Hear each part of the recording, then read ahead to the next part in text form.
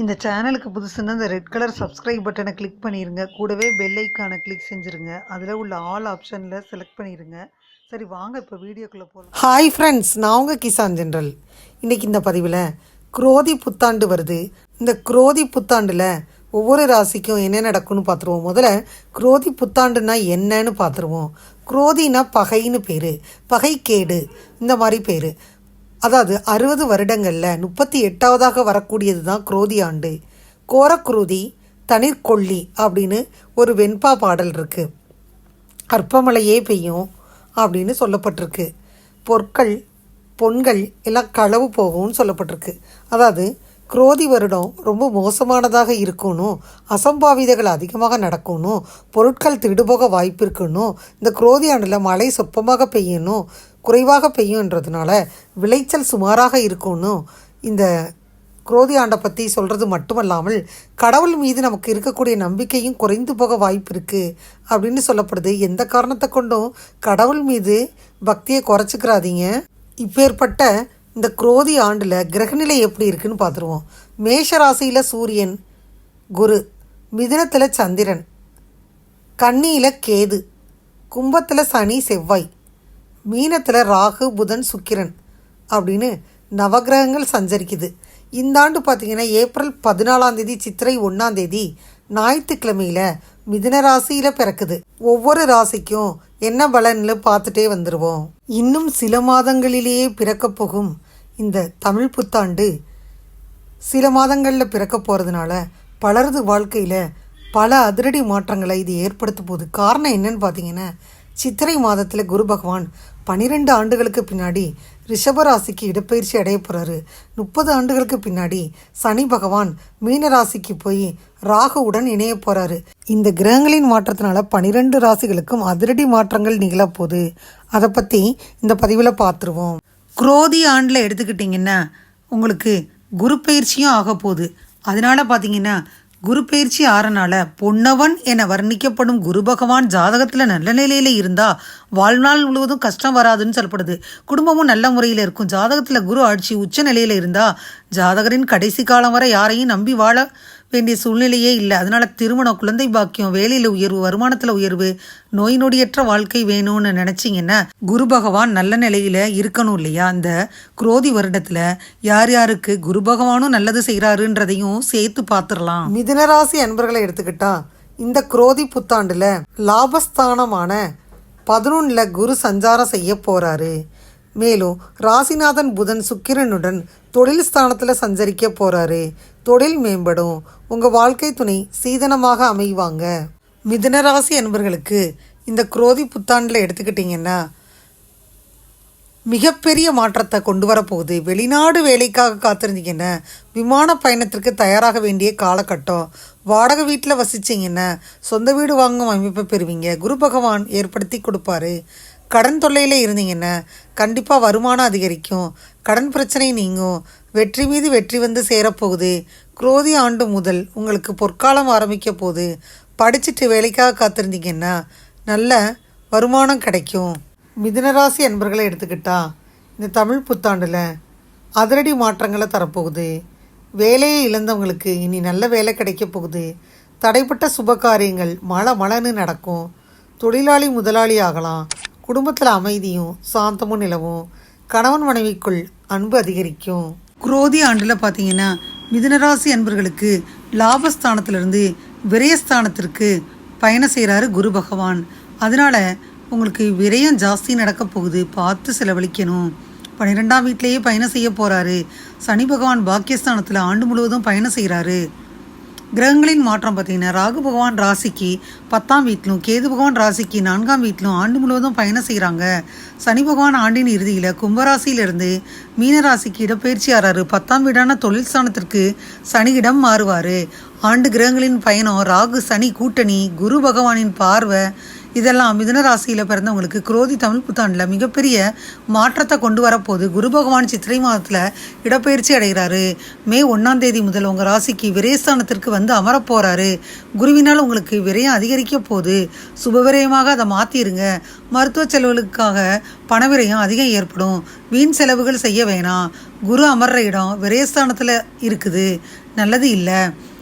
அதனால பொது பலன்களாக இருந்தாலும் மிதுனராசி என்பவர்களுக்கு குரு பயிற்சி நன்மை தான் செய்யும்.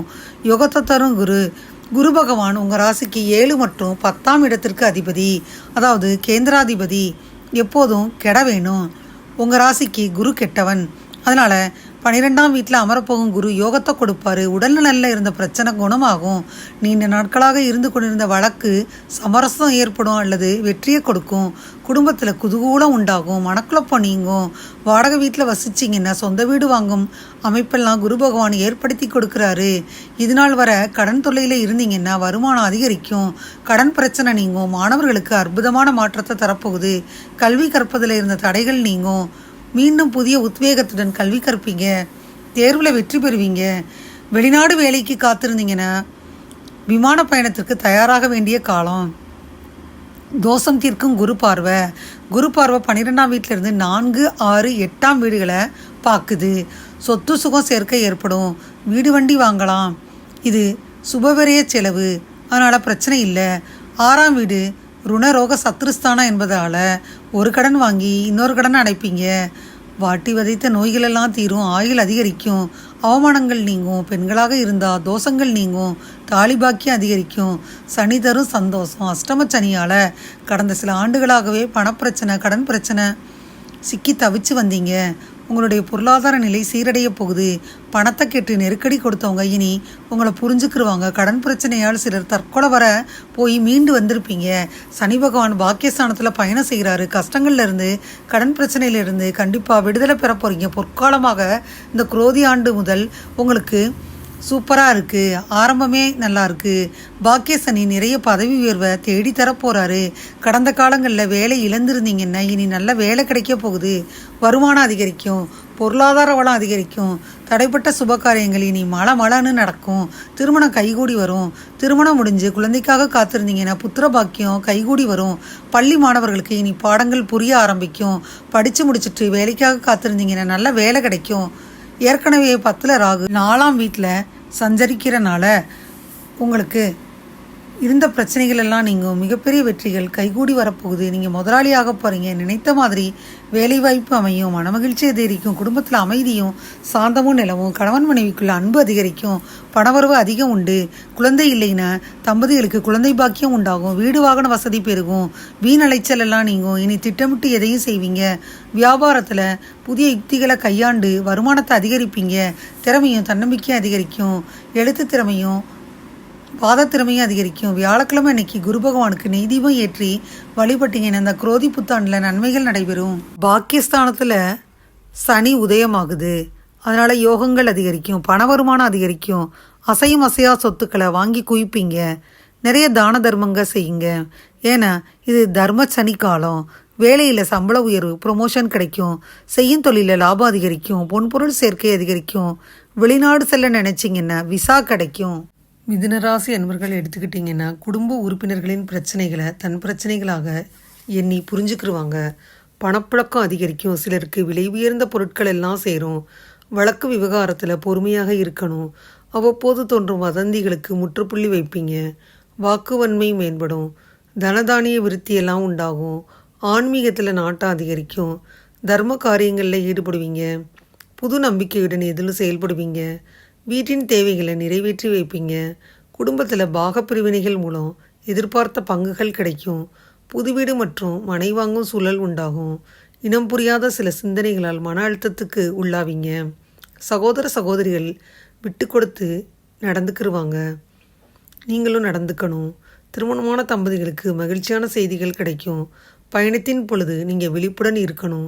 பொழுதுபோக்கு உபகரணங்களை வாங்கி மகிழ்வீங்க. விடாமுயற்சியால் நினச்ச சில பணிகளை முடிப்பீங்க. உத்தியோகஸ்தர்களாக இருந்தீங்கன்னா உயர்வு மற்றும் வருமான மேன்மை ஏற்படும். அதிகாரிகளிடம் அனுசரித்து போகணும். முயற்சிகளுக்கு ஏற்ப விரும்பிய பணி மற்றும் இடமாற்றம் கிடைக்க வாய்ப்பு இருக்குது. நிர்வாக பணிகளில் சூழ்நிலை அறிஞ்சு முடிவுகளை எடுக்கணும். முக்கிய பொறுப்பை பிறரிடம் ஒப்படைக்க வேணாம். வெளியூர் வேலை வாய்ப்புகளில் சிந்திச்சு செயல்படணும். அறுவை சிகிச்சை துறைகளில் முன்னேற்றம் ஏற்படும். நிதித்துறையில் இருந்தீங்கன்னா மாற்றம் ஏற்படும். அரசு பணியாளர்கள் சற்று விழிப்புடன் செயல்படணும். வியாபாரிகளாக இருந்தீங்கன்னா பணிகளில் அலைச்சல் உண்டாகும். புதிய வாடிக்கையாளர்களின் ஒத்துழைப்பு கிடைக்கும். பங்குதாரர்களின் ஆலோசனைகளை சிந்தித்து செயல்படணும். கொடுக்கல் வாங்கலில் இருந்த நெருக்கடிகள் குறையும்.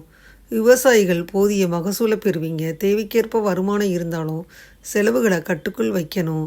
நெருக்கடிகளை தவிர்க்கணும். அதிகாரத்தில் உள்ள நபர்களின் அறிமுகமெல்லாம் உண்டாகும். கால்நடை வளர்ப்பில் ஓரளவு ஆதாயம் கிடைக்கும். கலைஞர்களாக இருந்தீங்கன்னா விடாமுயற்சியால் புதிய ஒப்பந்தங்களை பெறுவீங்க. மனதளவில் ஒரு விதமான சோர்வுகள் உண்டாகும். சந்தேக பார்வையை தாண்டி செயல்படணும். புதிய அணுகுமுறைகளை செயல்படுத்தி வெற்றியடைவீங்க. சக கலைஞர்களின் உதவி கிடைக்கும்.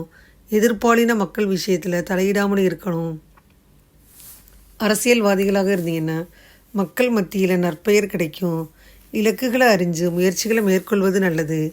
ஆவேசமான பேச்சுக்களை தவிர்த்துருங்க. தொண்டர்களின் ஆதரவுகளால் மறைமுகமான ஆதாயம் அடைவீங்க.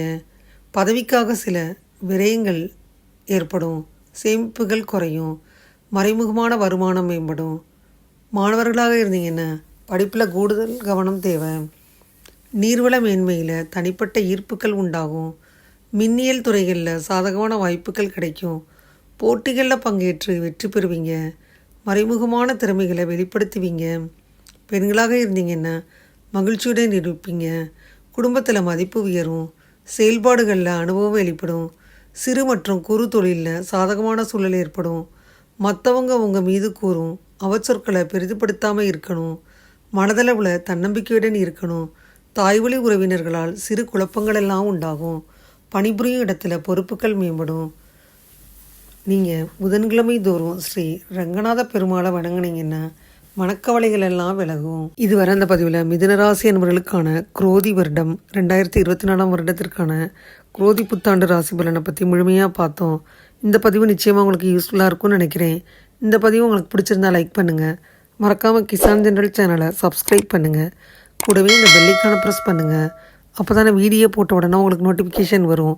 தேங்க்யூ ஃபார் வாட்சிங். Thank you friends. பாய். அடுத்த வீடியோவில் பார்ப்போம்.